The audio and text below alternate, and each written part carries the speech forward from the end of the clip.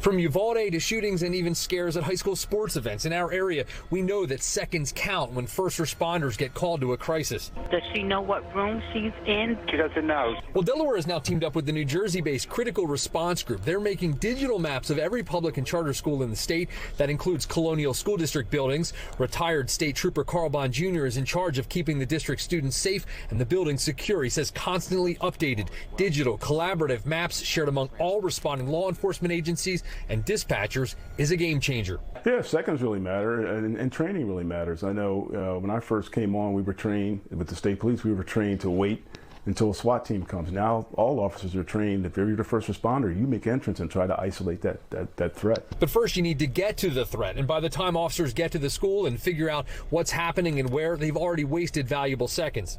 And they've got to come up with a plan in an unfamiliar site. When I say there's an incident at the art room at the high school, 98% of the first responders, dispatchers included, don't know where the art room is in the high school. And this isn't just about the school buildings themselves. We're talking about all buildings on school campuses, equipment sheds, concession stands at the football stadiums. Law enforcement needs to be able to look on a map at a grid and say, that's where I need to go.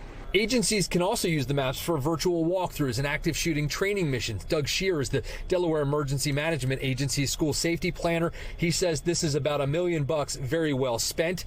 Old information, he says, is bad information, and bad information can cost lives. You know, a lot of the stuff that we've seen for mapping and floor plans from our schools that have been around for quite some time, as they build additions or add rooms or trailers, whatever the case may be, and a lot of that stuff is antiquated now. Those maps are no longer relevant.